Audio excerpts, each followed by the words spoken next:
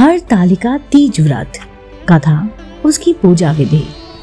दोस्तों, हरतालिका तीज का नाम सुनते ही महिलाओं एवं लड़कियों में एक अजीब सी घबराहट होने लगती है। वर्ष के प्रारंभ से ही जब कैलेंडर घर लाया जाता है, कई महिलाएं उसमें हरतालिका तीज की तिथि देखती हैं।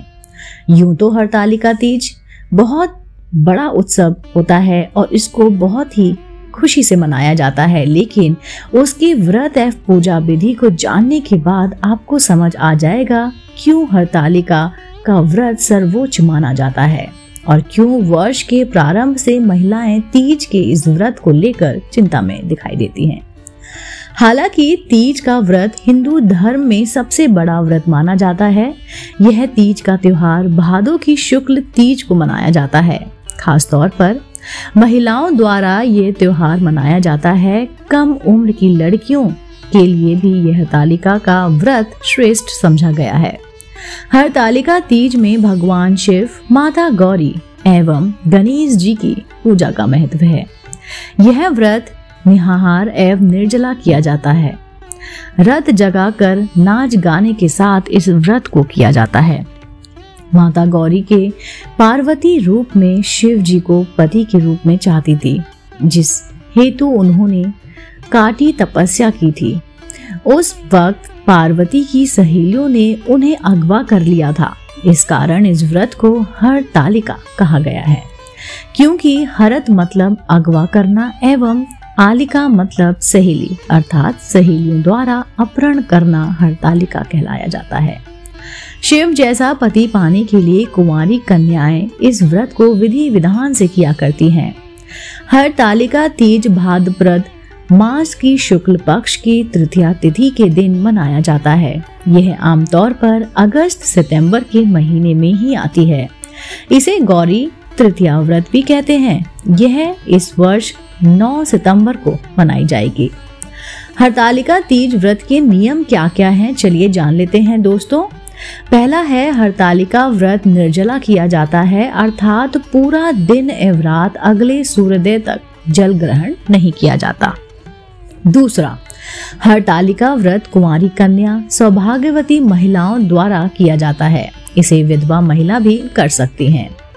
तीसरा है, हरतालिका व्रत का नियम है कि इसे एक बार प्रारंभ करने के बाद छोड़ा नहीं जा सकता। इसे प्रतिवर्ष पूरे नियमों के साथ किया जाता है। चौथा, हरतालिका व्रत के दिन रत जगा किया जाता है। पूरी रात महिलाएं एकत्र होकर नाच गाना एवं भजन करती हैं। नए वस्त्र पहनकर पूरा श्रृंगार किया करती हैं। पांचवा, हरतालिका व्रत जिस घर में भी होता है वहां इस पूजा का खंडन नहीं किया जा सकता, अर्थात इसे एक परंपरा के रूप में प्रति वर्ष मनाया जाता है। छठा, सामान्यतः महिलाएं ये हरतालिका पूजन मंदिर में ही किया करती हैं।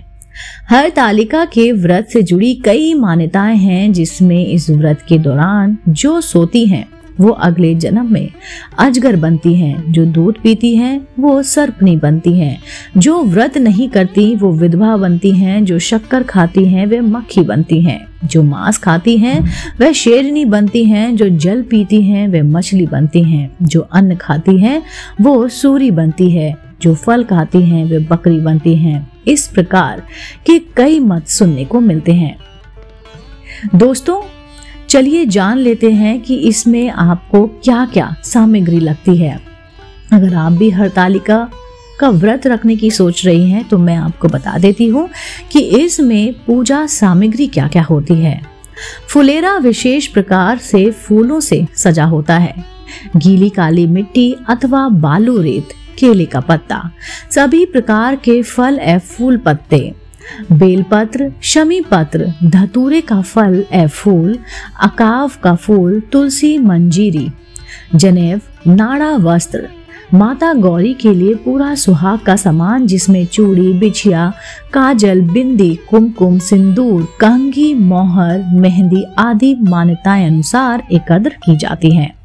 इसके अलावा बाजारों में सुहाग पूड़ा मिलता है, जिसमें सभी सामग्री होती है। घी, तेल, दीपक, कपूर, कुमकुम, सिंदूर, अबीर, चंदन, श्रीफल, कलश, पंचामृत, घी, दही, शक्कर, दूध, शहद, ये सब पूजा की सामग्री है। पूजा की विधि जान लेते हैं दोस्तों। हरतालिका पूजन प्रदोष काल में किया जाता है। प्रदोष काल अर्थात दिन रात के मिलने का समय। हरतालिका पूजन के लिए शिव पार्वती एवं गणेश जी की प्रतिमा बालू, रेत अथवा काली मिट्टी से हाथों से बनाई जाती है।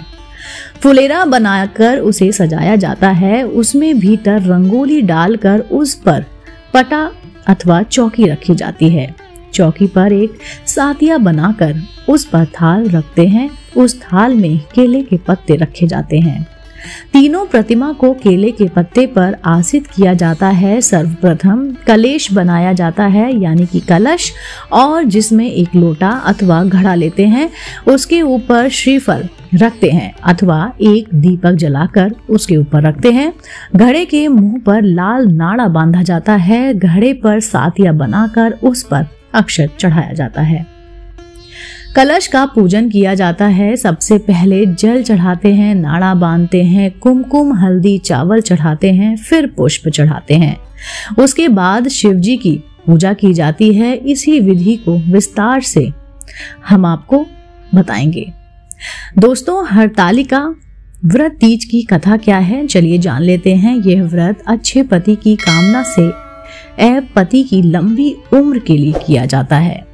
शिव जी ने पति मान लिया था शिव जी को। जी हाँ दोस्तों, शिव जी ने माता पार्वती को विस्तार से इस व्रत का महत्व भी समझाया है। माता गौरी ने सती के बाद हिमालय के घर पार्वती के रूप में जन्म लिया। बचपन से ही पार्वती भगवान शिव को वर के रूप में चाहती थी, जिसके लिए पार्वती जी ने कठोर ताप किया और उन्होंने कड़कती ठंड में भी खड़े होकर और उन्होंने भगवान की पूजा की। गर्मी में यज्ञ के सामने बैठकर यज्ञ किया। बारिश में जल में रहकर कठोर तपस्या की। 12 वर्षों तक निराहार पत्तों को खाकर पार्वती जी ने ये व्रत किया। इसी सब से खुश होकर भगवान शिव ने उनको दर्शन दिए और उनको पति के रूप में स्वीकार किया। इस प्रकार हरतालिका व्रत अवमन पूजन प्रतिवर्ष भादों की शुक्ल तृतीया को मनाया जाता है।